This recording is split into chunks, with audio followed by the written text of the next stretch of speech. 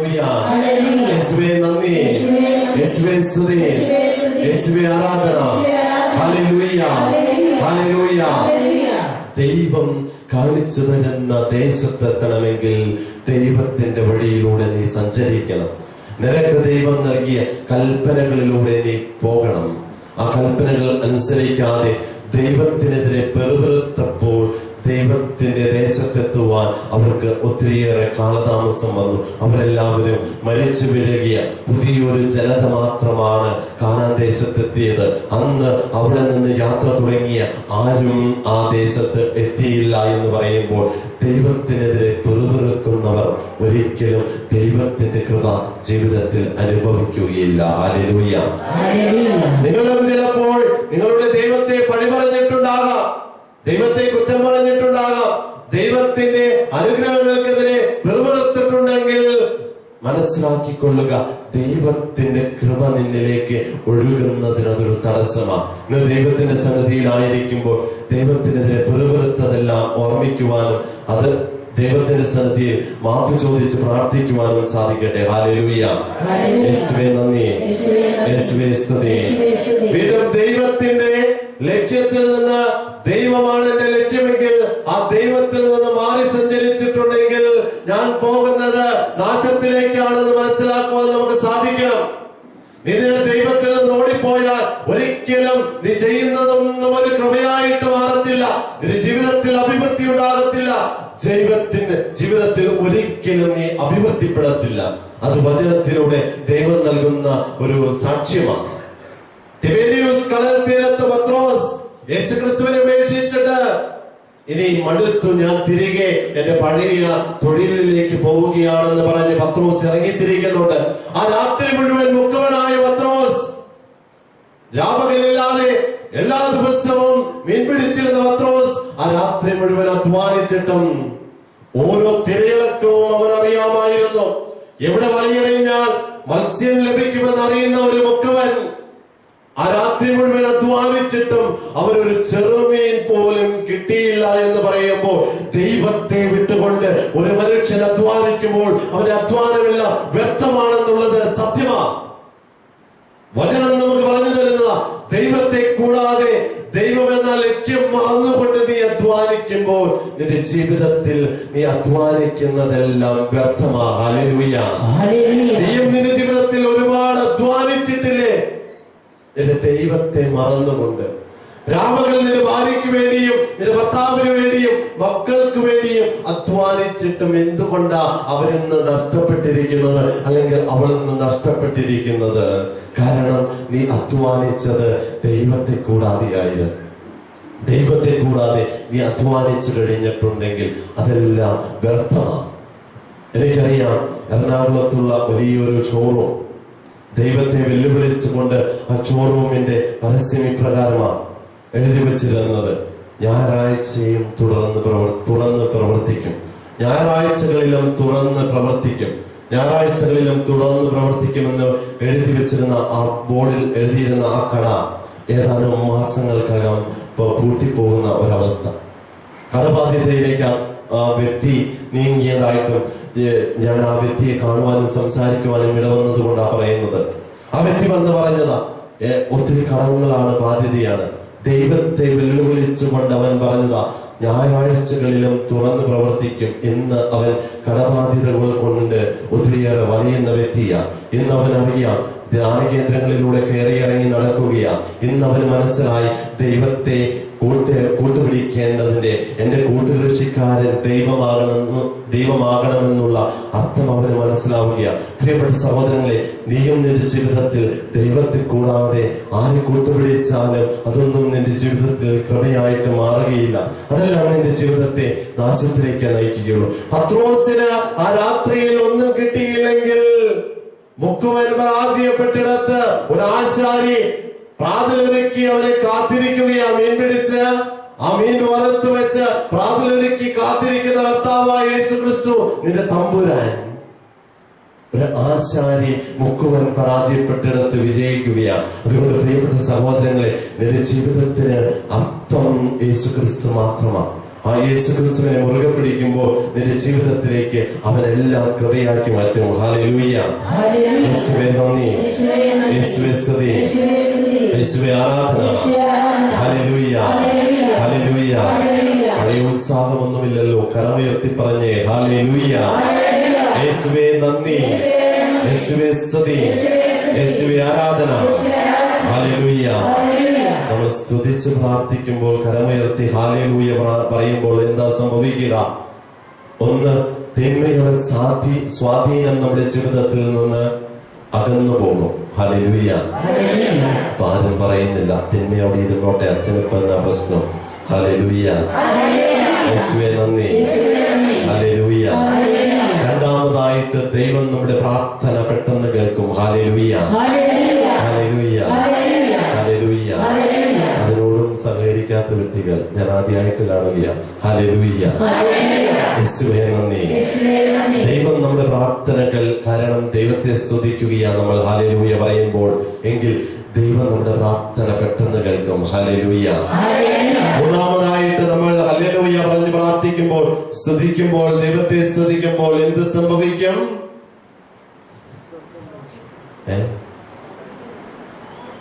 എന്ത് സംഭവിക്കും? എന്താ സംഭവിക്കുക? ഒന്നും സംഭവിക്കത്തില്ല. അച്ഛൻ പറയും, ഞാൻ ഏറ്റു പറയും. ഹല്ലേലൂയ. കൂടുതലൊന്നും സംഭവിക്കാൻ പോകുന്നില്ല. ഹല്ലേലൂയ. നമ്മുടെ ജീവിതത്തിൽ ബന്ധനങ്ങൾ അഴിഞ്ഞു പോകും. ഹല്ലേലൂയ. യേശുവേ നന്ദി, യേശുവേ സ്തുതി. അതുകൊണ്ടാണ് പൗലോസും ശീലാസും കാരാഗൃഹത്തിലായിരുന്നപ്പോൾ സ്തുതിച്ച് പ്രാർത്ഥിക്കുമ്പോൾ ചങ്ങലകൾ അഴിഞ്ഞു വീഴുക. അവരുടെ ജീവിതത്തിലെ ഒരു ബന്ധനമായിരുന്നു ആ ചങ്ങല. ആ ചങ്ങലകൾ കൊണ്ട് അവർ അസ്വസ്ഥരായിരുന്നു. ഒരു വലിയ ബന്ധനമായിരുന്നത്. പക്ഷെ സ്തുതിച്ച് പ്രാർത്ഥിച്ചു കഴിഞ്ഞപ്പോൾ ആ ബന്ധനം വിട്ടുപോവുകയാണ്. നിന്റെ ജീവിതത്തിലും ചില ബന്ധനങ്ങൾ ഉണ്ടെങ്കിൽ ഇവിടെ ഹല്ലേലൂയ പറയുമ്പോൾ, ദൈവത്തെ സ്തുതിക്കാൻ പറയുമ്പോൾ ഒരു മടിയും വിചാരിക്കേണ്ട. സ്തുതിച്ച് പ്രാർത്ഥിച്ചോ. കൂടിയിരിക്കുന്നവൾ കൈ ഇത്രയല്ലേ പൊക്കുന്നുള്ളൂ, ഞാനും അത്രയും പൊക്കിയാൽ മതി. അല്ലെങ്കിൽ അവളെക്കാട്ടും കുറച്ചും കൂടെ മിടുക്കിയാകാൻ വേണ്ടി ഇത്രയും പൊക്കിയേക്കാമെന്ന് വിചാരിക്കരുത്. മിടുക്കിയുമാരുമായിട്ട് മുഴുവൻ കരങ്ങൾ പൂർണ്ണമായിട്ടും ഉയർത്തി പറഞ്ഞോ ഹല്ലേലൂയ. യേശുവേ നന്ദി, യേശുവേ സ്തുതി, യേശുവേ ആരാധന. Hallelujah, hallelujah, hallelujah, hallelujah. പ്രിയപ്പെട്ട സഹോദരങ്ങളെ, അതുകൊണ്ട് സ്തുതിക്കുന്നതിൽ മടി വിചാരിക്കരുത്. ദൈവത്തെയാണ് നമ്മൾ മഹത്വപ്പെടുത്തുന്നത്. ദൈവത്തിന്റെ സന്നിധിയിൽ, ദൈവത്തിന്റെ തിരുമുൻപിലായിരിക്കുമ്പോൾ കൃപകൾ ചോദിച്ചു വാങ്ങുവാൻ സാധിക്കട്ടെ. യാക്കോബ് ചോദിച്ചു വാങ്ങിയതുപോലെ യാക്കോബ് എന്താ ചെയ്തത്? നീ എന്നെ അനുഗ്രഹിച്ചാലല്ലാതെ ഞാൻ നിന്നെ വിടുകയില്ല. അതുപോലെ ഒരു സാക്ഷ്യം പിടിക്കുവാൻ നമുക്ക് സാധിക്കണം. നമുക്ക് തിരിച്ചു വരാം ഹാഗാറിന്റെ ജീവിതത്തിലേക്ക്. ഹാഗാറിനോട് ദൈവദൂതൻ ചോദിക്കുന്ന ഒന്നാമത്തെ ചോദ്യം എന്താ? നീ എവിടെ നിന്നാ വരുന്നത്? നീ എവിടെ നിന്നാ വരുന്നത്? എവിടെ നിന്നാ? വലിയ ബോധ്യമുണ്ടോ? ഞാൻ അപ്പുറത്ത് മല്ലപ്പള്ളിക്ക് അപ്പുറത്തുള്ള ആ സ്ഥലത്ത് അവിടെ നിന്ന് വരുന്ന അതാണോ?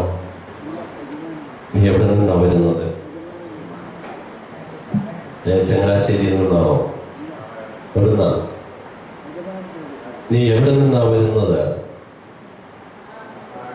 എവിടെയാ? അബ്രഹാമിന്റെ ഭവനത്തിൽ നിന്ന്. നല്ല ആൾക്കാർ. ഹല്ലേലൂയ. യേശുവേ നന്ദി. നാം എവിടെ നിന്നാ വരുന്നത് എന്നുള്ള ഒരു ബോധ്യം പോലും നമുക്കില്ലേ? ദൈവത്തിൽ നിന്നാ നമുക്ക് വരുന്നത് അല്ലേ? ഹല്ലേലൂയ. യേശുവേ നന്ദി, യേശുവേ സ്തുതി. അബ്രഹാമിന്റെ ഭവനത്തിൽ നിന്ന് വന്നു കഴിഞ്ഞാൽ പ്രശ്നമാണ്. ഹല്ലേലൂയ. അപ്പോൾ നമ്മളൊക്കെ കടന്നു വരുന്നത് ദൈവം നമ്മോട് ചോദിക്കുക. ആ ദൂതനിലൂടെ ഹാഗാറിനോട് ചോദിച്ച അതേ ചോദ്യം നിന്നോടും ദൈവം എന്ന് ചോദിക്കുന്നുണ്ട്. മകനെ, മകളെ, നീ എവിടെ നിന്നാ വരുന്നത്? ഈ ബോധ്യം പലപ്പോഴും ജീവിതത്തിൽ നഷ്ടപ്പെട്ടു പോവുകയാ. അച്ഛൻ ഇവിടെ നിന്ന് ചോദിക്കുമ്പോൾ ചാടി എഴുന്നേറ്റ് പറയും, അച്ഛാ, ഞാൻ ആ കറുകച്ചാല് ആ ഷോപ്പിൽ ആ പന്നിക്കടയുടെ അപ്പുറത്തുള്ള ഒരു വീട് കണ്ടിട്ടില്ല, ഒരു പച്ച പെയിന്റ് അടിച്ച്, ആ വീട്ടിൽ നിന്നാ വരുന്നത് എന്നൊക്കെ പറയാവുന്ന ഒരവസ്ഥ. പലപ്പോഴും ബോധ്യങ്ങൾ നഷ്ടപ്പെട്ടു പോവുകയാ. ഞാൻ കടന്നു വരുന്നത് എന്റെ ദൈവത്തിൽ നിന്നാണെന്ന് മനസ്സിലാക്കുവാൻ സാധിക്കട്ടെ. ഹല്ലേലൂയ. യെശയ്യാ പ്രവാചകന്റെ പുസ്തകം 44-ാം അധ്യായം 2-ാം തിരുവചനത്തിലൂടെ ദൈവം നിന്നെ ഓർമ്മപ്പെടുത്തുന്നുണ്ട്. മകനെ, നിന്നെ രൂപപ്പെടുത്തുകയും ഗർഭപാത്രത്തിൽ നിന്നെ സൃഷ്ടിക്കുകയും ചെയ്തത് ആരാ? ദൈവമാ. ഞാനാ നിന്നെ ഗർഭപാത്രത്തിൽ രൂപപ്പെടുത്തുകയും നിന്നെ സൃഷ്ടിക്കുകയും ചെയ്തത്. ഹല്ലേലൂയ. യെരമ്യാ പ്രവാചകന്റെ പുസ്തകം 1-ാം അധ്യായം 6-ാം തിരുവചനം, 5-ാം തിരുവചനത്തിലൂടെ നാം വായിക്കുന്നു, നിനക്ക് നീ ജനിക്കുന്നതിന് മുമ്പ്, മാതാവിന്റെ ഉദരത്തിൽ ഉരുവാകുന്നതിന് മുമ്പ് ഞാൻ നിന്നെ അറിഞ്ഞ് വിശുദ്ധീകരിച്ചു, ജനതകൾക്ക് പ്രവാചകനായിട്ട് നിന്നെ നിയോഗിച്ചു. ഹല്ലേലൂയ. മാതാവിന്റെ ഉദരത്തിൽ നീ രൂപപ്പെടുന്നതിന് മുമ്പ് തന്നെ ഞാൻ നിന്നെ അറിഞ്ഞിരുന്നു. ഹല്ലേലൂയ. യേശുവേ നന്ദി. ഈ ഒരു ബോധ്യം നിന്റെ ജീവിതത്തിൽ നിനക്ക് രൂപപ്പെടുത്താനായാൽ നീ ദൈവത്തിന്റെ സന്നിധിയിൽ നിന്ന് അകലെയല്ല. ഈ ബോധ്യങ്ങൾ പലപ്പോഴും നമ്മുടെ ജീവിതത്തിൽ നഷ്ടപ്പെട്ടു പോവുകയാ.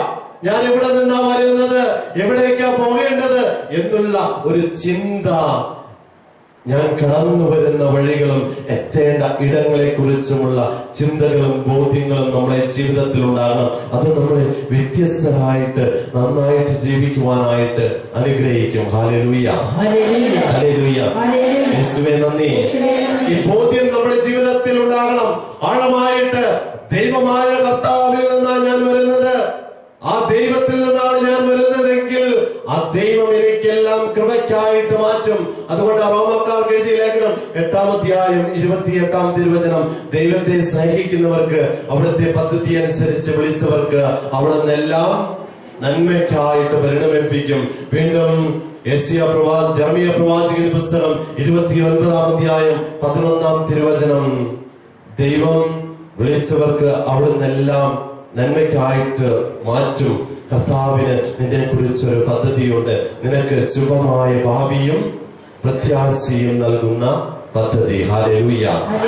ദൈവത്തിന്റെ പദ്ധതി എന്ന് പറയുന്നത് നിന്റെ ജീവിതകാലിക്കുള്ള പദ്ധതിയല്ല, ഒരു ദിവസത്തേക്കോ നാളത്തേക്കോ ഉള്ള പദ്ധതിയല്ല. പക്ഷെ നിനക്ക് ശുഭമായ ഭാവിയും പ്രത്യാശയും നൽകുന്ന നിന്റെ ജീവിതത്തെ മുഴുവൻ ഏറ്റെടുക്കുന്ന വലിയൊരു പദ്ധതിയാ. ഹല്ലേലൂയ. ആ പദ്ധതിയിൽ വിശ്വസിക്കുവാൻ നമുക്ക് സാധിക്കണം. ഹല്ലേലൂയ. യേശുവേ നന്ദി, യേശുവേ സ്തുതി, യേശുവേ ആരാധന. ഹല്ലേലൂയ. ഹല്ലേലൂയ. ഉയർന്ന സ്വരത്തിൽ ഹല്ലേലൂയ. ഹല്ലേലൂയ. ഹല്ലേലൂയ. വിശുദ്ധ പൗലോസ്ലീഹായ്ക്ക് ഈ ഒരു ബോധ്യമുണ്ടായിരുന്നു. ഞാൻ ദൈവത്തിൽ നിന്ന് വന്നതാണെന്നുള്ള ഒരു ഉറച്ച ബോധ്യം അവന്റെ ജീവിതത്തിൽ ഉണ്ടായിരുന്നു. അവന്റെ ജീവിതം പോലും ദൈവം അവന് നൽകിയതാ. സൗൾ എന്ന് പറഞ്ഞ ഒരു മനുഷ്യൻ ക്രൈസ്തവരെ മൊത്തം പീഡിപ്പിച്ചുകൊണ്ട് മുന്നോട്ട് പോയിക്കൊണ്ടിരുന്ന വ്യക്തി, എന്നാൽ ദൈവത്തെ തിരിച്ചറിഞ്ഞപ്പോൾ അവൻ ദൈവത്തിന്റെ ഏറ്റവും വലിയ വചനപ്രഘോഷകനായിട്ട്, ദൈവത്തിന്റെ ഏറ്റവും വലിയ സാക്ഷിയായിട്ട് മാറുകയാ. ഹല്ലേലൂയ. അതിനുശേഷം ദൈവമാണ് എന്റെ ലക്ഷ്യമെന്നും ദൈവത്തിൽ നിന്നാണ് ഞാൻ തിരിച്ചു വന്നതെന്നും മനസ്സിലായ വ്യക്തി തിമോത്തിയോസിന് എഴുതിയ 2-ാം ലേഖനം 4-ാം അധ്യായം 7-8 തിരുവചനത്തിലൂടെ പറയുന്നത് ഇപ്രകാരമാ, ഞാൻ നന്നായിട്ട് യുദ്ധം ചെയ്തു, ഞാൻ നന്നായിട്ട് പൊരുതി, ഞാൻ എന്റെ ഓട്ടം പൂർത്തിയാക്കി, വിശ്വാസം കാത്തു, അതിനാൽ തന്നെ ദൈവം എനിക്ക് മഹത്വത്തിന്റെ കിരീടം തരും. ഹല്ലേലൂയ. ഞാൻ നന്നായി പൊരുതി, ഞാൻ എന്റെ ഓട്ടം പൂർത്തിയാക്കി, വിശ്വാസം കാത്തു, അതിനാൽ തന്നെ ദൈവമായ കർത്താവ് എനിക്ക് മഹത്വത്തിന്റെ കിരീടം തരും. ഹല്ലേലൂയ. കാരണം അവന് ബോധ്യമുണ്ടായിരുന്നു ദൈവം നൽകിയത് അവന്റെ ജീവിതമെന്ന്. കുതിരപ്പുറത്ത് കയറി അഹങ്കാരത്തോടുകൂടി സഞ്ചരിച്ചിരുന്ന സൗൾ അവനെ കുതിരപ്പുറത്ത് നിന്നും താഴെയിട്ടുകൊണ്ട് സ്വന്തമാക്കുന്ന ദൈവം. ഹല്ലേലൂയ. ഹല്ലേലൂയ. യേശുവേ നന്ദി. യേശുവിന്റെ ജീവിതത്തിലേക്ക് കടന്നു വരുമ്പോഴും നമുക്ക് കാണുവാൻ സാധിക്കുന്നത് മറ്റൊന്നുമല്ല, അവൻ അറിയാമായിരുന്നു ഞാൻ വന്നിരിക്കുന്നത് ദൈവത്തിന്റെ സന്നിധിയിൽ നിന്നാണെന്ന്. ഹല്ലേലൂയ. യേശുവിന് ബോധ്യമുണ്ടായിരുന്നോ? ഉണ്ടായിരുന്നോ? ഇല്ലായിരുന്നു. ഉണ്ടായിരുന്നു. ദൈവത്തിന്, യേശുക്രിസ്തുവിന് ശക്തമായ ബോധ്യമുണ്ടായിരുന്നു, ദൈവത്തിൽ നിന്നാണ് ഞാൻ വന്നത്, അവന്റെ ഹിതം പൂർത്തിയാക്കുകയാണ് എന്റെ ലക്ഷ്യമെന്ന്. അതുകൊണ്ടാണ് ഒരിക്കൽ സമരിയാക്കാരി സ്ത്രീയുടെ സന്നിധിയിലേക്ക് യേശുക്രിസ്തു കടന്നു ചെന്നു. അപ്പോൾ ശിഷ്യന്മാർ അവനോടുകൂടി ഇല്ലായിരുന്നു, അവർ ഭക്ഷണം വാങ്ങുവാനായിട്ട് പോയിരിക്കുകയായിരുന്നു. തിരിച്ചു വന്നപ്പോൾ യേശുക്രിസ്തു പറയുന്നുണ്ട്, ഒരു കാര്യമുണ്ട്, എനിക്ക് ഭക്ഷണം വേണ്ട. അപ്പോൾ അവർ വിചാരിച്ചു ആരെങ്കിലും ഇവന് നല്ല മട്ടൻ ബിരിയാണി വാങ്ങിക്കൊടുത്ത് കാണും. യേശുക്രിസ്തുവിന് നല്ല മട്ടൻ ബിരിയാണിയോ ചിക്കൻ ബിരിയാണി മൂക്കുമുട്ട അടിച്ചു കയറ്റിയിട്ട് ഞങ്ങളെ ഭക്ഷണം വാങ്ങാൻ വിട്ടിരിക്കുകയാണ്. എന്നിട്ട് ഭക്ഷണം കഴിച്ച് എമ്പക്കവും വിട്ട് യേശു ഇരിക്കുകയാണ്. അപ്പോൾ യേശുക്രിസ്തു പറയുന്ന ഒരു വചനമുണ്ട്, എന്നെ അയച്ചവന്റെ ഇഷ്ടം പൂർത്തീകരിക്കുകയും അവന്റെ ജോലി ചെയ്യുകയുമാണ് എന്റെ ഭക്ഷണം. ഹല്ലേലൂയ. യേശുക്രിസ്തുവിന് ഉറച്ച ബോധ്യമുണ്ടായിരുന്നു, ഞാൻ എന്തിനു വേണ്ടിയാണ് ഈ ലോകത്തിലേക്ക് കടന്നു വന്നതെന്ന്. യേശുക്രിസ്തു എന്തിനാണ് ഈ ലോകത്തിലേക്ക് കടന്നു വന്നതെന്നും എന്തിനു വേണ്ടിയാണ് ഞാൻ ജീവിക്കേണ്ടതെന്നും ഉറച്ച ബോധ്യമുള്ള യേശുക്രിസ്തു പറയുക, എന്റെ പിതാവിന്റെ ഇഷ്ടം പൂർത്തീകരിക്കുകയും അവന്റെ ജോലി ചെയ്യുകയുമാണ് എന്റെ ഭക്ഷണമെന്ന്. ഹല്ലേലൂയ. യേശുവേ നന്ദി, യേശുവേ സ്തുതി. യേശുക്രിസ്തുവിന്റെ ദൗത്യം എന്ന് പറയുന്നത് ലൂക്കായുടെ സുവിശേഷം 9-ാം അധ്യായം 21-ാം തിരുവചനത്തിൽ നാം കാണുന്നുണ്ട്.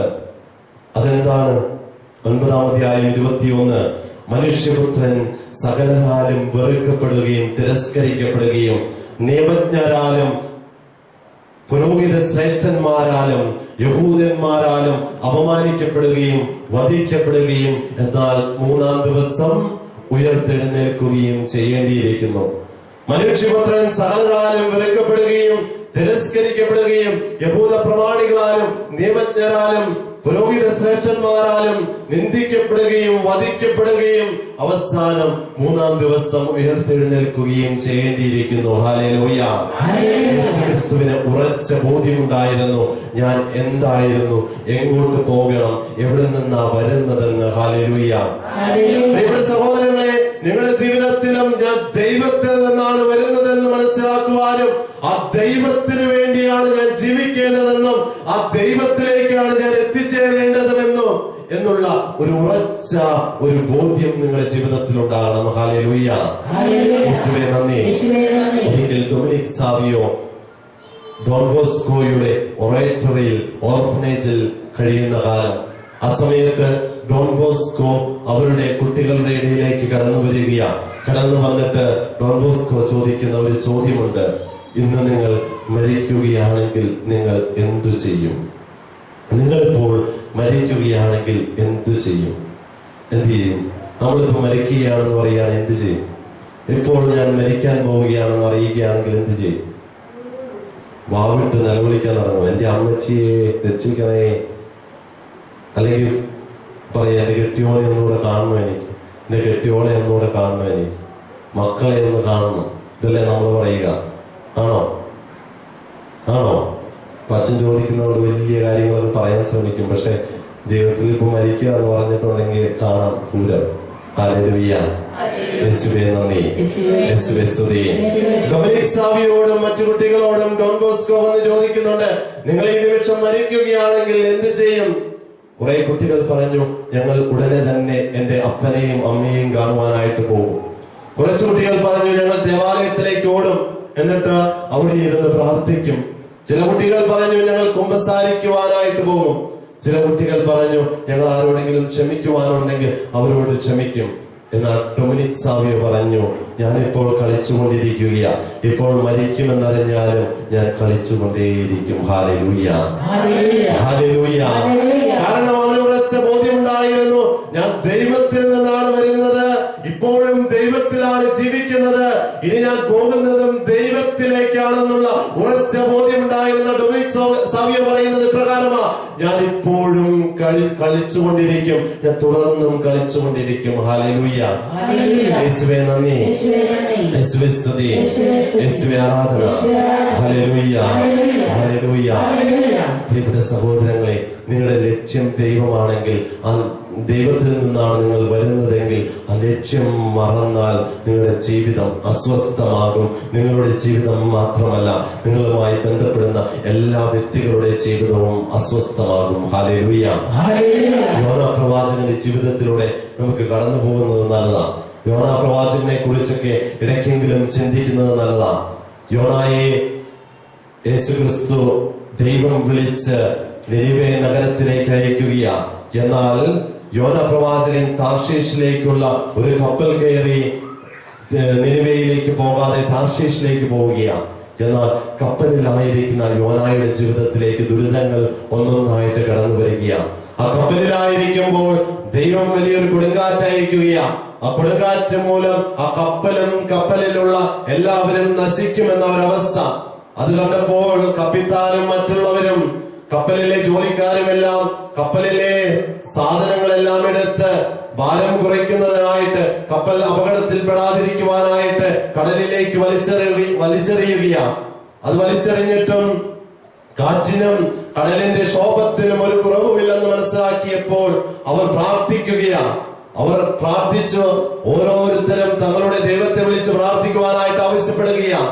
ഈ നിമിഷമെല്ലാം, ഈ സമയമെല്ലാം കപ്പലിന്റെ അടിത്തട്ടിൽ കിടന്ന് ശാന്തമായിട്ട് ഉറങ്ങുന്ന യോനാ പ്രവാചകൻ. അതിനുശേഷം യോനാ പ്രവാചകനോട് കപ്പിത്താൻ പറയുന്ന ഒരു വചനമുണ്ട്. നീ ഞങ്ങൾ നശിക്കുമ്പോഴും, നീ നശിക്കുവാനായിട്ട് ഒരുങ്ങുമ്പോഴും നീ ദൈവത്തെ വിളിക്കാതെ ശാന്തമായിട്ട് കിടന്നുറങ്ങുകയാണോ? നീ നിന്റെ ദൈവത്തെ വിളിച്ച് പ്രാർത്ഥിക്കുക.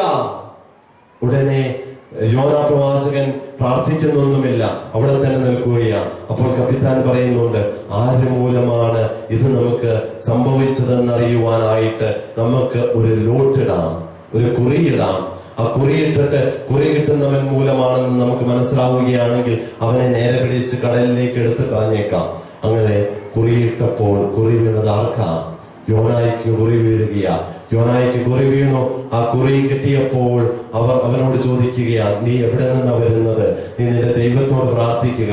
അപ്പോൾ അവൻ പറയുന്ന ഒരു വചനമുണ്ട്, എന്റെ ദൈവം എന്ന് പറയുന്നത് ആകാശവും ഭൂമിയും മനുഷ്യരെ സൃഷ്ടിക്കുകയും ഈ ലോകത്തിന് മുഴുവൻ നാഥനുമായ ദൈവമാണ്, യഹോവയാണ് എന്റെ ദൈവം എന്ന് പറയുമ്പോൾ കപ്പലിലുള്ള മറ്റു വ്യക്തികളെല്ലാം പേടിക്കുകയാണ്. അവർ പറഞ്ഞു, നീ മൂലമാണ് ഞങ്ങൾക്ക് ഈ ഗതി വന്നതെന്ന് ഞങ്ങൾക്കറിയാം. അതുകൊണ്ട് യോന പറയുക, ഞാൻ മൂലം തന്നെയാ ഈ ഗതി ഞങ്ങൾക്ക് വന്നത്. എന്നെ പിടിച്ച് കടലിലേക്ക് എറിഞ്ഞുകൊള്ളുക.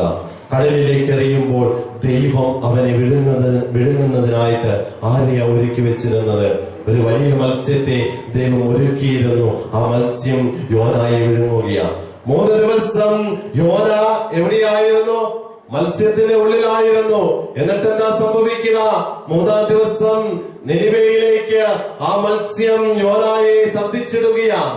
പ്രിയപ്പെട്ട സഹോദരികളെ, ഇവിടെ മനസ്സിലാക്കേണ്ട ഒരു സത്യമുണ്ട്. ദൈവത്തിൽ നിന്ന് ഓടിയാകുന്ന യോന, ലക്ഷ്യം മറന്ന യോന എവിടെ പോയോ അവിടെയെല്ലാം അസ്വസ്ഥതകളാ. Hallelujah, hallelujah. ദൈവത്തിൽ നിന്ന് ഓടിയവൻ എവിടെ പോയാലും, ആരോടൊക്കെ സംസാരിച്ചാലും, എവിടെയൊക്കെ നീ എന്തൊക്കെ ചെയ്താലും അവിടെയെല്ലാം അസ്വസ്ഥതകളും നാശങ്ങളും മാത്രമേ ഉണ്ടാവുകയുള്ളൂ. കപ്പലിൽ ചെന്നപ്പോൾ കപ്പൽ തകരുമെന്ന ഒരവസ്ഥ. മത്സ്യത്തിന്റെ വയറ്റിലായിരുന്നപ്പോൾ മത്സ്യത്തിന് അവനെ ദഹിക്കുന്നില്ല. 3 ദിവസമായിട്ടും മത്സ്യം വയറുവേദന കൊണ്ട് നടക്കുകയാ. അവസാനം ഈ വൃത്തികെട്ടവനെ എവിടെയെങ്കിലും കൊണ്ടയിടാമെന്ന് പറഞ്ഞ് നിനിവേയിൽ കൊണ്ട് ഛർദ്ദിച്ചിടുന്ന മത്സ്യത്തിന്റെ ഉള്ളിൽ പോലും ഒരു ഗതിയും പരഗതിയും ഇല്ലാത്ത ഒരവസ്ഥ. മത്സ്യത്തിന് പോലും അസ്വസ്ഥതയാണ്. അവൻ മൂലം വയറുവേദന കൊണ്ട് 4 പാടും ഓടുന്ന മത്സ്യം. അതിനുശേഷം മടുത്ത് ഇവനെ വേണ്ട, വേറെ ആരെങ്കിലും മതി എന്ന് പറഞ്ഞ് അവനെ ഛർദ്ദിച്ചിടുകയാണ് നിനിവേയിൽ കൊണ്ടുപോയിട്ടിട്ട് തീർന്നോ കഥ? ഇല്ല. അവിടെ കിടന്നുകൊണ്ട് അവിടെ നിന്ന് എഴുന്നേറ്റ് നിനിവേ നഗരത്തിലേക്ക് പോയിട്ട് ദൈവത്തിന്റെ വചനം പറയുക, മാനസാന്തരപ്പെടുവിൻ, അല്ലെങ്കിൽ നിങ്ങളെല്ലാവരും നശിക്കുമെന്ന്. ദൈവത്തിന്റെ കോപം നിങ്ങളെ മേൽ പതിക്കുവാൻ പോവുകയാണെന്ന് പറയുമ്പോൾ അവിടുത്തെ ജനം മുഴുവൻ ചാരം പൂശി ചാക്കുടുത്ത് മാനസാന്തരത്തിലേക്ക് കടന്നു വരികയാണ്. ഇവൻ ആ ജനത്തിന്റെ നാശം കാണുവാനായിട്ട് മാറിയിരുന്ന് ഇപ്പോൾ ദൈവം ശിക്ഷിക്കും. അവരുടെ നാശം കാണുവാനായിട്ട് കാത്തിരിക്കുന്ന യോനാ പ്രവാചകൻ, യോനായിക്ക് തണൽ നൽകുന്നതിനായിട്ട് ദൈവം ഒരു വൃക്ഷത്തെ മുളപ്പിക്കുന്നുണ്ട്, ഒരു ചെടിയെ.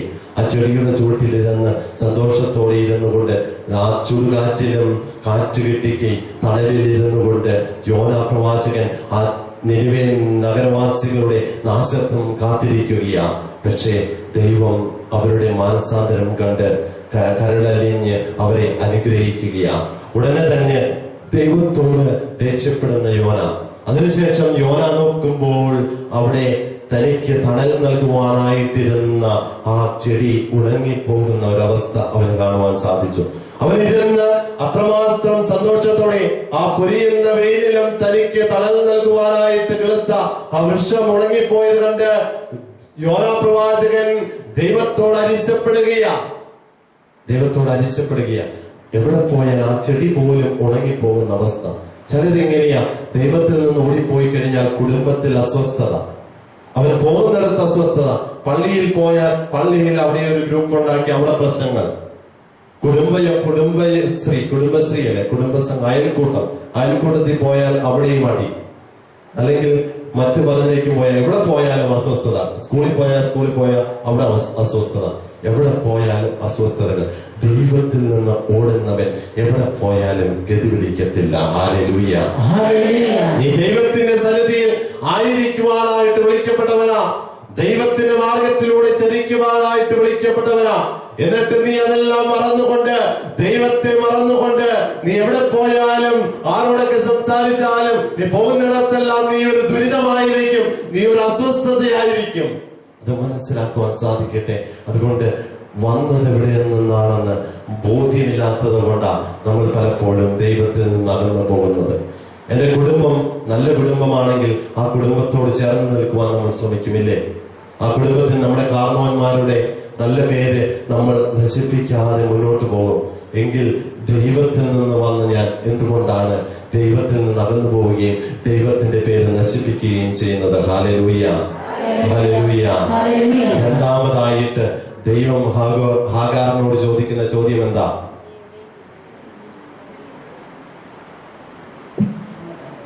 എവിടേക്കാണ്? എന്താ മറന്നുപോയോ? നീ എങ്ങോട്ട് പോകുന്നു? ദൈവം ഹാഗാറിനോട് ചോദിക്കുന്ന രണ്ടാമത്തെ ചോദ്യം ഇതാ: നീ എങ്ങോട്ടാ മകനെ പോകുന്നത്? എങ്ങോട്ടാ നിന്റെ ജീവിതം പോകുന്നത്? ഓരോ ദിവസവും അസ്വസ്ഥതകളിലേക്കും പാപത്തിലേക്കും പാപ സാഹചര്യങ്ങളിലേക്കും തെറ്റായ ബന്ധങ്ങളിലേക്കും കുറ്റം പറച്ചിലേക്കും കുറവുകളിലേക്കും ഒക്കെയാണോ നിന്റെ ജീവിതം പോകുന്നത്? എങ്കിൽ അങ്ങോട്ടല്ല നിന്റെ ജീവിതം പോകേണ്ടത്. നിന്റെ ജീവിതം പോകേണ്ടത് എങ്ങോട്ടാ? ദൈവത്തിലേക്ക്. Hallelujah, hallelujah. നമ്മുടെ ജീവിതത്തിന്റെ ആത്യന്തികമായ ലക്ഷ്യം എന്ന് പറയുന്നത് കർത്താവായ യേശു ക്രിസ്തു മാത്രമാ. നിനക്ക് വേണ്ടി കാൽവരിയിൽ യാഗാർപ്പണം നടത്തിയ, നിന്റെ പാപങ്ങളാകുന്ന കുരിശുകൾ ചുമന്നുകൊണ്ട് കാൽവരിയിലേക്ക് യാത്ര ചെയ്ത ആ ക്രിസ്തുവാണ് നിന്റെ ജീവിതത്തിന്റെ ഏക ലക്ഷ്യവും നിന്റെ ജീവിതത്തിന്റെ ആത്യന്തികമായ ലക്ഷ്യവും. ഹല്ലേലൂയ, യേശുവേ നന്ദി, യേശുവേ സ്തുതി. യേശു ക്രിസ്തുവിനെ ലക്ഷ്യമായിട്ട് കരുതിയവരെല്ലാവരും അവന് സാക്ഷ്യം വഹിക്കുന്ന വ്യക്തികളായിട്ട് മാറി. യേശു ക്രിസ്തുവിനെ ആരൊക്കെ അവരുടെ ജീവിതത്തിൽ ലക്ഷ്യമായിട്ട് കരുതിയോ അവരെല്ലാവരും യേശു ക്രിസ്തുവിന്റെ സാക്ഷികളായിട്ട് മാറി. ഹല്ലേലൂയ.